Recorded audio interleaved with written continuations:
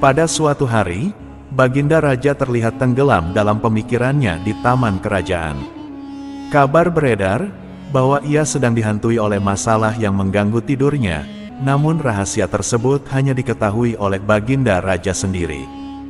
Dengan sengaja, ia menjaga kerahasiaan tersebut dari lingkungan sekitarnya, termasuk dari penasehat istana dan Abu Nawas, sahabatnya yang menjadi tempatnya berkeluh kesah. Ingin rasanya Baginda Raja melupakan masalah yang menimpanya. Kalaupun bisa lari menghindar, tentulah ia akan melakukannya. Tapi kenyataannya permasalahan yang dihadapinya terasa seperti mengikutinya kemanapun Baginda Raja pergi. Sejak saat itu, Baginda Raja sering terlihat melamun seorang diri. Setelah itu, penasehat istana mendekati Baginda Raja dengan penuh kekhawatiran. "Mohon maaf, Paduka yang mulia. Akhir-akhir ini, hamba memperhatikan Paduka terlihat muram. Hamba cemas, Paduka nantinya akan jatuh sakit. Adakah sesuatu yang tengah menghantui pikiran Paduka?" ucap penasehat istana. "Tidak ada yang perlu dikhawatirkan, aku baik-baik saja. Kamu urus saja tugas-tugasmu," jawab Baginda Raja sambil memalingkan wajahnya. Penasehat istana hanya bisa terdiam. Ia merasa adanya kegelisahan dalam diri Baginda Raja, yang tampaknya enggan berbagi mengenai masalah yang sedang dihadapinya. Penasehat istana pun tidak berani membujuknya untuk membuka diri. Seiring berjalannya waktu, sikap tertutup Baginda Raja semakin menjadi, bahkan hingga ia enggan menerima tamu. Kondisi ini membuat pejabat istana semakin cemas akan keadaannya. "Apa yang kita lakukan?" Makin hari Baginda Raja terlihat mengkhawatirkan. "Ini sangat buruk untuk kondisinya. Jangan sampai Baginda Raja nanti jatuh sakit," kata salah seorang menteri. "Iya betul, aku juga cemas melihat sikap Baginda Raja belakangan ini. Aku sudah coba membujuknya supaya mau menceritakan masalah yang dialaminya. Tapi beliau malah memalingkan wajah," ujar yang lain. Makin hari sikap Baginda Raja makin tertutup. Bahkan, ia enggan menerima tamu. "Apa yang kita lakukan?" kata menteri lainnya. "Saya ada saran. Bagaimana kalau masalah ini kita sampaikan kepada Abu Nawas? Biasanya dia tahu apa solusinya," ujar salah satu menteri. "Nah, iya, saya setuju dengan saran tersebut," balas yang lain. Sejumlah menteri istana kemudian mendatangi kediaman Abu Nawas. Kehadiran para menteri ini membuat Abu Nawas terkejut, mengingat biasanya utusan dari Baginda Raja adalah prajurit istana. "Kenapa kalian yang datang?" tanya Abu Nawas. "Kami kesini bukan diutus Baginda Raja, tapi atas kemauan sendiri," jawab para menteri. Setelah itu, para menteri memberitahu Abu Nawas mengenai situasi yang dihadapi oleh Baginda Raja. "Kami telah berupaya memberikan perhatian, namun Baginda Raja selalu bersikap tertutup," ucap salah satu menteri. "Oh begitu, aku akan coba menghiburnya. Mari kita ke istana sekarang," ajak Abu Nawas. Singkat cerita, Abu Nawas kemudian menghadap Baginda Raja. Ia bercerita kisah-kisah lucu di hadapan Baginda Raja dengan harapan bisa membawa kegembiraan dan tawa. Namun, hasilnya tidak sesuai harapan. Baginda Raja hanya terdiam, bahkan meninggalkan Abu Nawas dan langsung masuk ke dalam kamarnya.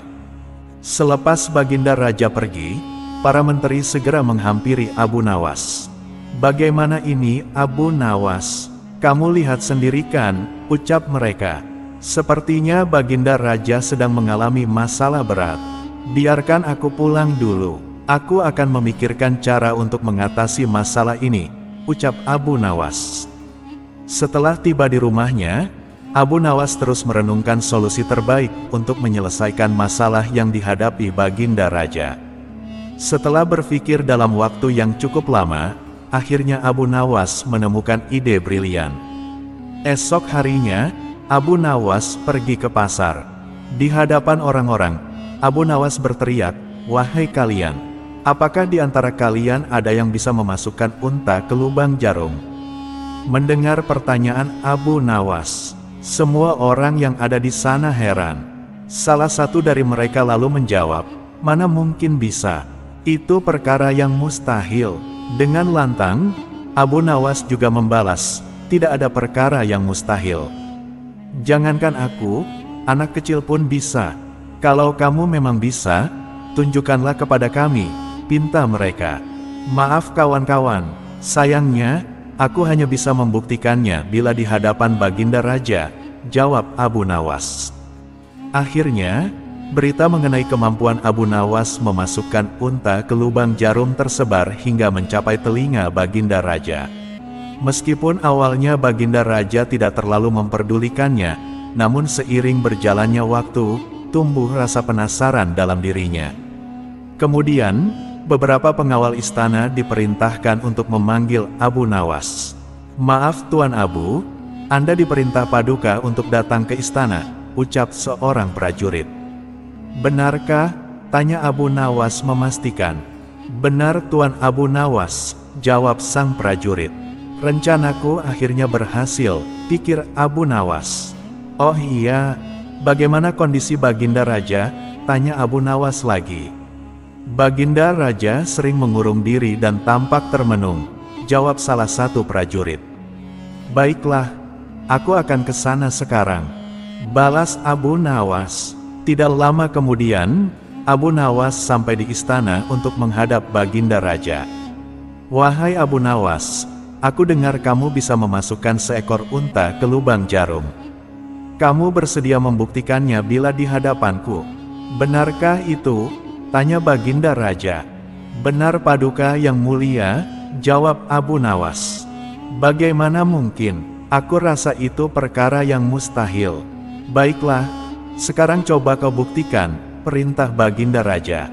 Caranya mudah Paduka. Kita tinggal membuat jarum yang lubangnya lebih besar daripada seekor unta.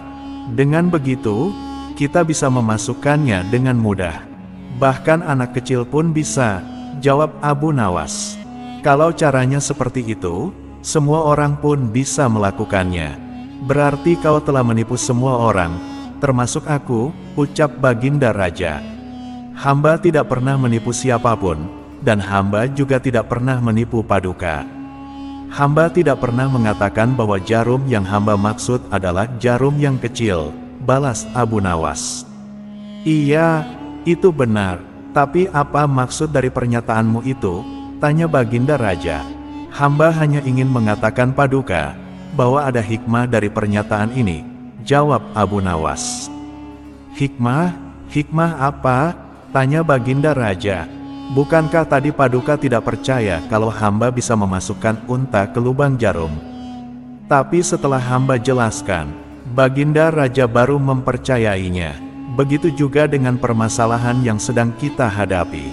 Sebesar apapun masalah, sebesar apapun bebannya, tapi kalau hati kita lebih besar, hati kita lebih luas saat menghadapinya, maka semua masalah akan terasa lebih ringan. Itulah gambaran seekor unta bila dimasukkan ke lubang jarum. Saat kita menghadapinya, pasti itu mustahil dilakukan.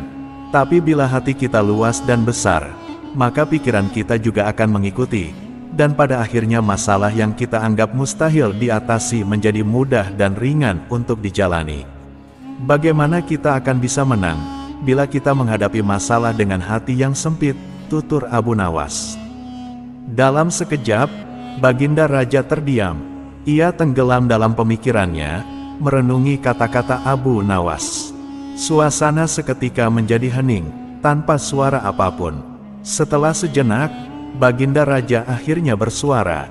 Terima kasih Abu Nawas. Kau telah membuka mataku. Selama ini aku memang tengah menghadapi masalah, dan hatiku sempit untuk menghadapinya, sehingga pikiranku menjadi buntu. Semua masalah pasti ada solusinya, Paduka. Hamba yakin Paduka bisa menghadapinya dengan baik. Dan bila Paduka membutuhkan bantuan atau teman untuk berbagi, hamba selalu di sini, ucap Abu Nawas. Baginda Raja tersenyum. Terima kasih Abu Nawas. Aku merasa lega setelah mendengar nasihatmu. Sekarang mari kita bersama-sama mencari solusi untuk masalah ini. Dengan bantuan Abu Nawas, Baginda Raja akhirnya mampu mengatasi masalah yang selama ini menjadi beban pikirannya. Mereka bekerja sama mencari solusi yang terbaik, dan Baginda Raja pun kembali menjadi pemimpin yang bijaksana dan ceria.